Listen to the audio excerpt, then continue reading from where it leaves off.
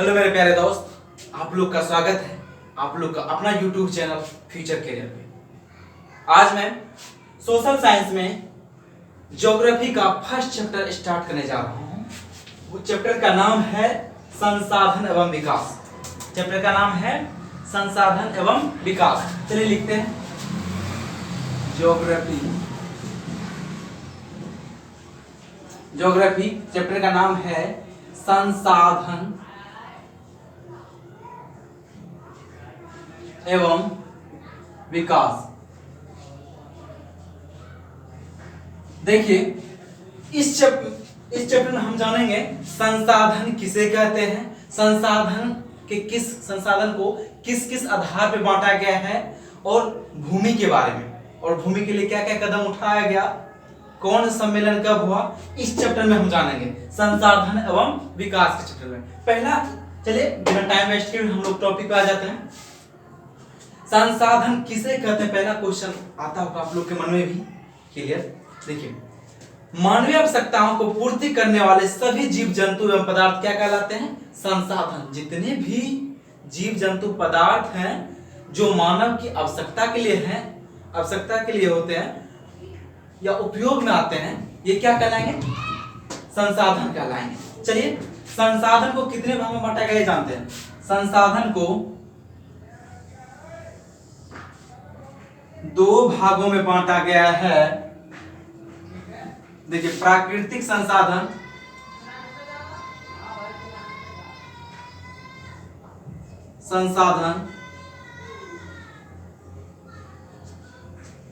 मानवीय संसाधन।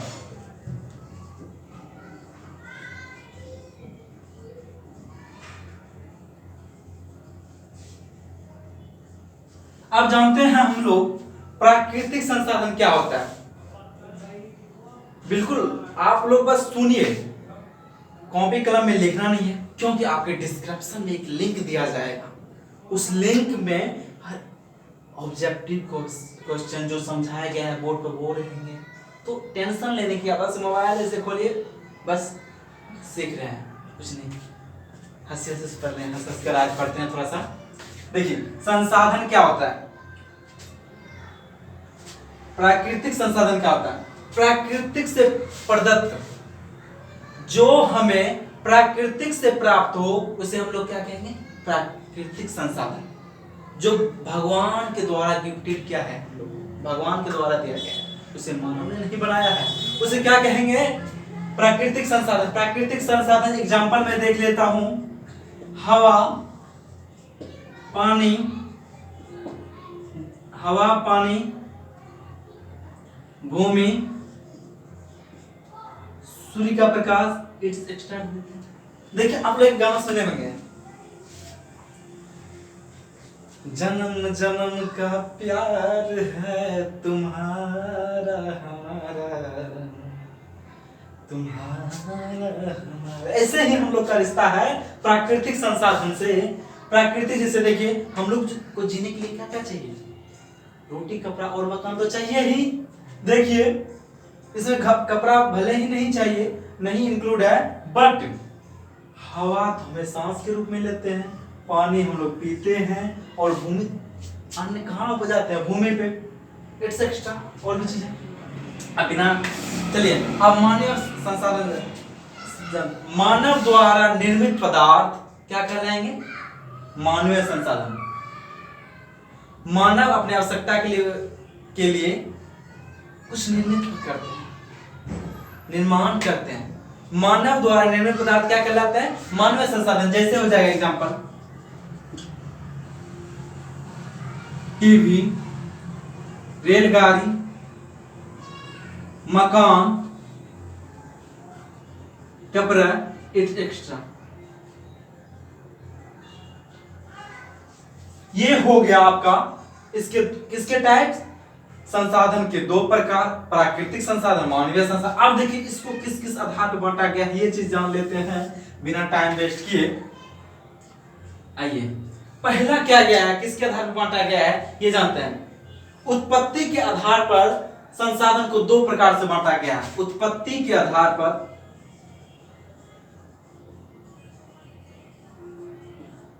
आधार पर संसाधनों को कितने प्रकार से बांटा गया है? 2 प्रकार से। ये चीज सीख लेते हैं कौन कौन से हैं? जैव संसाधन, जैव संसाधन,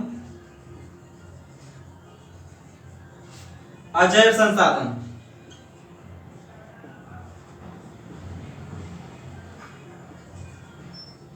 देखिए एग्जाम्पल भी क्लियर करवा लेता हूं।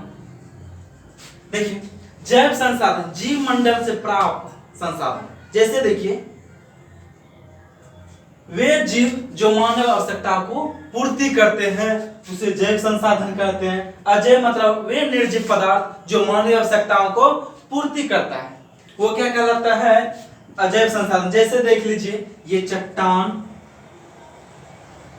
धातु, खनिज, ये सब क्या हो जाएगा? अजैव संसाधन। जैव संसाधन देखिए मछली, बैलगाड़ी को जो हम चलाते हैं, बैल का प्रयोग कर ले ही लेते हैं, तो बैलगाड़ी में बैल का प्रयोग, ये जैव अजैव समझ गए? मुझे आशा है आप लोग सीख रहे हैं। यदि आप लोग सीख रहे हैं इस वीडियो के माध्यम से कुछ भी, तो कमेंट में जरूर यस लिख दीजिएगा।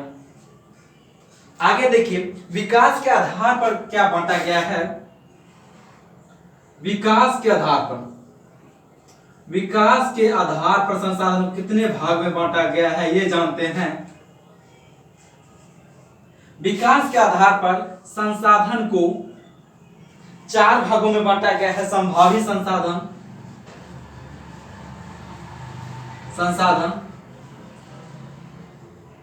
संभावी संसाधन, विकसित संसाधन, विकसित संसाधन,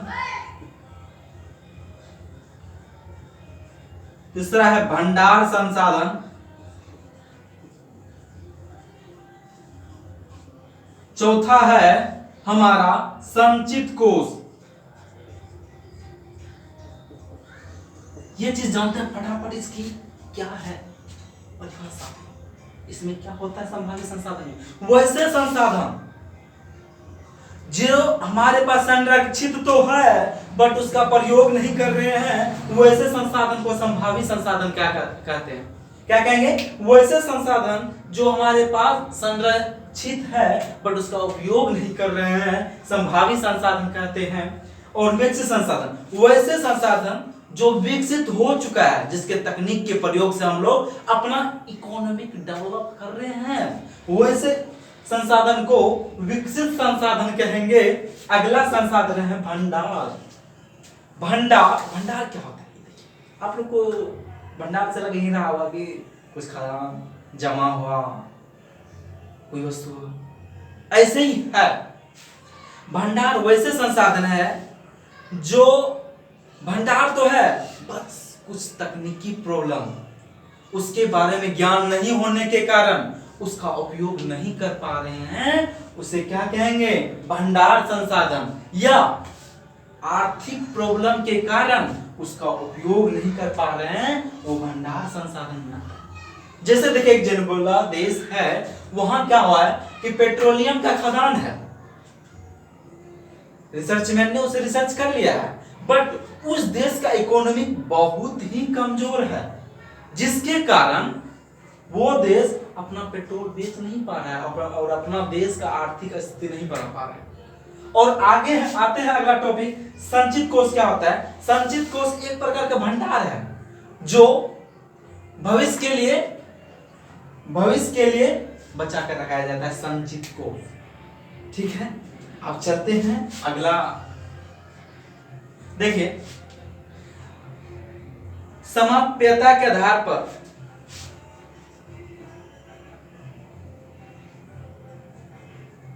समाप्यता के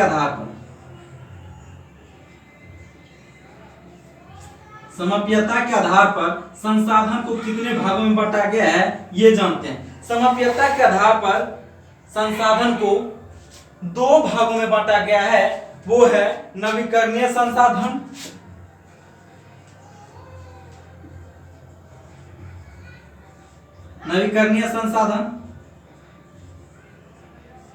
एक है अनवीकरणीय संसाधन।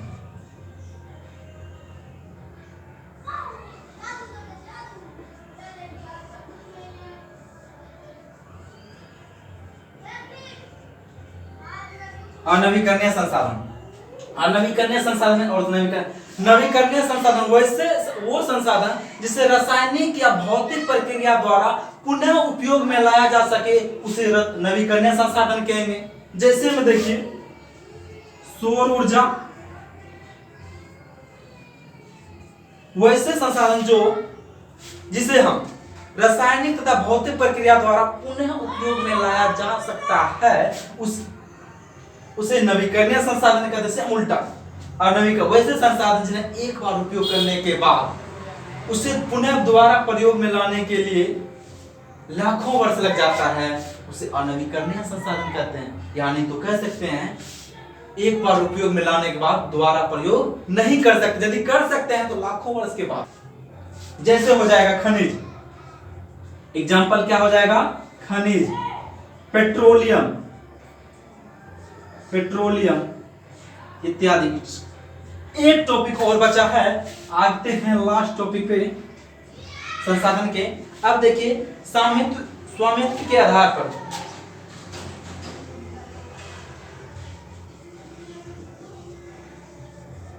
स्वामित्व के आधार पर संसाधन को 4 भागों में बांटा गया है। पहला क्या है जानते हैं, व्यक्तिगत संसाधन,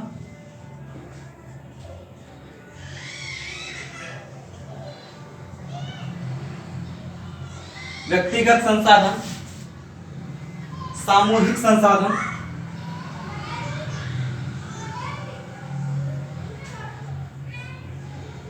साधन, सामूहिक संसाधन। आगे है राष्ट्रीय संसाधन,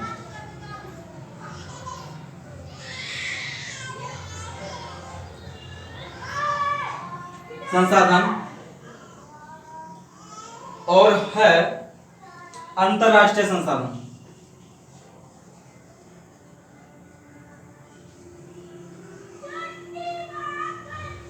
थोड़ा मैं कैमरा को देख लेता हूं कि यहां तक का कैप्चर करता है कि नहीं।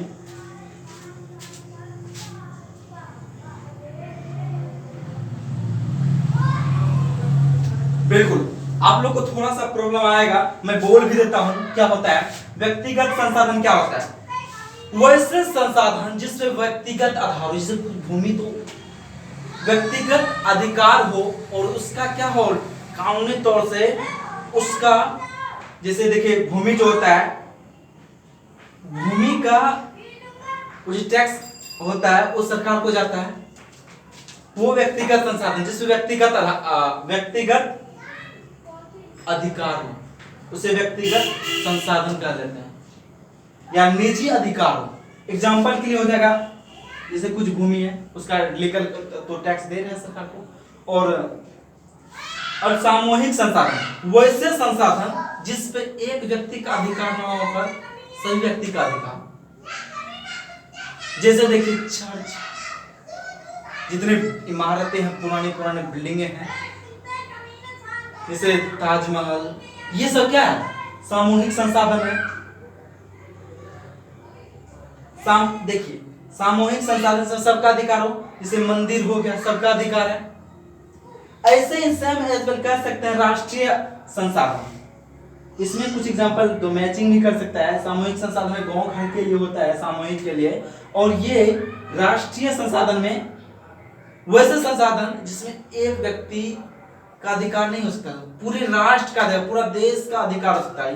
ये नहीं अदर देश विदेशों का नहीं, अपना जैसे भारत है तो पूरा भारत के हर एक राज्य का अधिकार हो सकता है। जैसे देखिए ताजमहल आगरा, इस ताजमहल जो आगरा में स्थित है, ये सामूहिक में जो मैंने एग्जांपल बोला है वो एग्जांपल इससे नीचे है सामूहिक। लेकिन सामूहिक एक गाँव में होता है जो मंदिर मस्जिद, लेकिन ये तो धर्म के कास्ट में आ जाता है। लेकिन जैसे चर्च हो गया कोई भी जा सकता है, कुछ फिर सर कोई भी जा सकता है, सामूहिक हो गया। लेकिन जितने भी इमारत है इसमें आएंगे, सॉरी किसमें आएंगे, राष्ट्रीय संसाधन। जैसे देखिए राष्ट्रीय आगरा में जो ताजमहल है, दिल्ली में जो लाल